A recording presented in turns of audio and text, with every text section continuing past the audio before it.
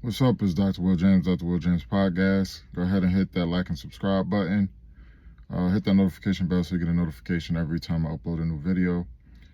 So today we're talking about Dr. Cheyenne Bryant. Dr. Cheyenne Bryant, she's pretty much, she can't get out of this situation. And there's a number of reasons why. So even when you look at the fact that, she's not a real therapist or a real psychologist, obviously that's not the biggest issue. The biggest issue is the fact that she lied about it, or she made mention of, in some of her clips of, she played semantical games of, oh, I worked under a licensed therapist and things like that, which is playing games with the public, taking advantage of people's lack of knowledge, taking advantage of people's ignorance, with certain terminologies and the way she worded things. Like, I don't understand why anyone would do that. That's just weird. But her not being an actual licensed therapist, or her not being an actual doctor, isn't the biggest problem, because there are people who are licensed therapists. There are people who are actual medical doctors that are not just medical doctors, but doctors in general, but specifically medical doctors, actually licensed, and they're completely idiotic. I don't know if you all remember the black woman who was a therapist on TikTok. Her name was Shabri Rawls, the same one who was uploading videos twerking. This person, whether this is a man or woman, they are literally sitting back reflecting on you. 6'2". Always had her boobs in your face. Then she felt the need to upload a video talking to us about how meaty and juicy her vagina was. Yo, I got a fat coochie. It's like real fat. Like grandiose. Like fat. So she was an actual licensed therapist in Cleveland. And she had all types of issues of her own, and she's had other videos since then saying how she's in therapy. Some of these therapists, these licensed therapists, need therapy, and they say we all have things to work on and things like that. That'll just bring me into a dark hole, so I'm not going to talk about that. But then you had the medical doctor, the licensed medical doctor, who was a GYN.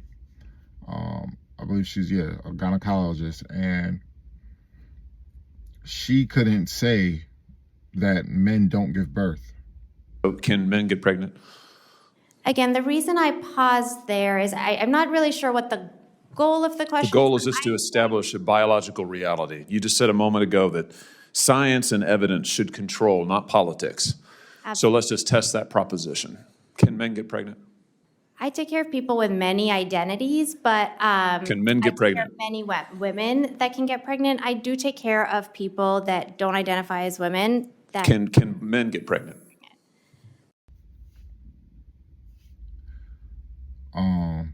Dr. Nisha Verma, she couldn't just say that men don't give birth. So she's an actual medical doctor. She has her credentials and all that stuff on the wall, and that's just ridiculous to me. So again, and then people bring up people like Dr. Sebi.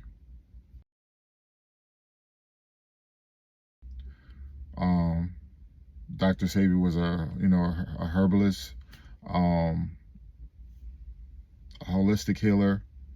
He never claimed to have a medical doctorate. He never claimed to have attended the institutions and universities to obtain a doctorate. He said, he studied herbs, and he studied, science and different things, and he's worked and got down, and he's done, physical studies himself.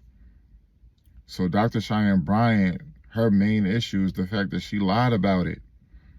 There's no need to lie about obtaining a doctorate when there are people out here who have a doctorate who are stupid and don't get results and don't do certain things. And I can say that because I have a doctorate degree. I have a terminal degree. So it's not me hating on people with a terminal degree. It's not me hating on people with a doctorate. It's just a simple fact. There's no need for her to do this, especially in the space that she's in, with the same space that I'm in, with giving advice to people, relationships, and talking about the Black community and certain things we see. You don't need a doctorate in psychology or therapy or anything like that to do that. There are plenty of successful people in this space who are doing that. And the whole point that I want people to focus on is whether someone is giving sound advice. Now, I'm not saying she did, but when I give advice, I always support my stance, my opinion with facts. I always give data, facts, statistics, examples to support where I'm coming from. Just like when I said tattoos are linked to trauma, I cited 2 studies and people still didn't want to go with the facts. It's because a lot of people rely on their emotions. They get involved in, oh, I got tattoos, or, oh, it ain't just people with tattoos who got trauma. That's not what was said. You can look it up where there are Army veterans, soldiers who come back, who get tattoos to deal with their PTSD, post-traumatic stress disorder. They're dealing with their trauma by getting a tattoo. There's been other studies. So you can try to look through the loopholes of the study, but it doesn't change the fact that we have studies that show what I said is true. So whenever I speak, I support where I'm coming from with data, facts, statistics, and examples. My doctorate is in educational leadership. It's not in therapy. It's not in psychology. It's not in anything related to being an expert in relationships. All right. I do research. I do studies. I look up the data, the facts, the statistics to support my stance. All right. People like Kevin Samuels never lied and said he had a doctorate. I saw people bringing that up. He never said he had a doctorate or anything like that. So when he spoke to these women, he would bring up the data, facts, statistics. He would cite sources. He would tell you where to go, where to look it up. So how are you going to critique him if he's doing what you're supposed to do? He's coming at it from an objective stance. He's coming at it from an educational standpoint. You don't have to have the education and the credentials and the titles behind your name to do a good job with this stuff. All right. All you got to do is be objective and be willing to stand on the research, being able to talk like an expert. All right. I will give that to Dr. Cheyenne Bryant. She did have moments where she spoke in a very intelligent and articulate manner. A lot of the times, things she would do that I didn't like is she would say studies show or statistics show and not give a source. If you're going to say that, cite the study, cite the source. And that was one of the first red flags I saw in her with her credentials. When I didn't see her stating the years she obtained degrees. What year did you go to Argosy University? What year did you obtain this degree? That makes it easier for people to do their research and look you up and things like that and validate your credentials.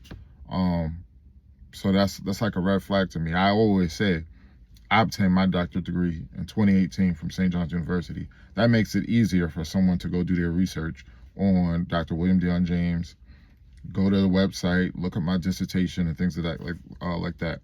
So again, when we look at these people, yeah, you can't be lying about obtaining a degree, especially a doctorate. That's just crazy, especially saying you're a doctorate in psychology. That's ridiculous. But I want people to focus in on, is this person coming from a factual standpoint or are they just biased?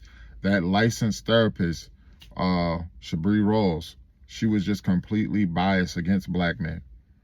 So the fact that she is actually a licensed therapist would still be null and void. It wouldn't matter when the person is clearly biased towards one group. All right? Speak from a factual standpoint. Come with objective information. We all have our biases, but, limit your bias. Be more factual. I'm always holding everyone accountable, coming from a factual standpoint. All right? So Dr. Cheyenne Bryant, she can't escape this. I think some people will still cling to her because people just want to hear what they want to hear. A lot of people just want to get in the echo chamber and they want to be validated by someone who has a platform. This is why Derek Jackson still has followers. even though he was found out to be a hypocrite, was cheating on his wife. You know, there's a lot of people like that out there. They just want to get in an echo chamber. They just want someone to validate what they already know, or what they're thinking, what they feel. They want someone to tell them what they're feeling. They don't want someone to go against what they feel. All right, that's what we see in tonight's conversation. These women go up there all the time, each show, and say the most ridiculous, stupid things. I saw one where this woman said a man was living with the mother of his children, and they were still going on trips, and it's been like 3 years, and she didn't know, what she should do. You continue being patient with a man who has said for 3 years he's working on getting his own place, but still lives with his children's mother, takes trips with her and the kids, and hasn't made real progress toward building a life with you. Like, that's just ridiculous for a grown woman, or an adult, to ask. Like, that's just stupid. So these are people who are just looking for someone to say something that validates what they're thinking, or to make them feel good about what they're doing or not doing. But yeah, she can't come out of this. She should have just told the truth. And now to try to act like, oh, well, I don't owe anyone an explanation, I'm not going to prove anything to anyone, that's not smart enough. You can't get out of this. You told people, the university, Argosy University, there are people who went there. Everyone's looking up on Parchment and seeing that they can order their transcript, and it's been more than 2 years. So that proves what you said to, in fact, be false, a lie. So now you're stuck. Her best bet is to say, I lied, unfortunately, and move on. Just come clean. Like, what's the point in this? Like, because I don't want to hear anything you have to say now moving forward if I view you as just a liar. It's over, especially about something so serious. Because like I said, in this space, Black men and women obtaining degrees, especially doctorates, it isn't easy when you have to go through your educational career, and the amount of professors you see that look like you and come from your background, it's few. There are very few Black female and male professors, especially Black male professors. All right, I saw more Black women as professors than Black men throughout my educational career. So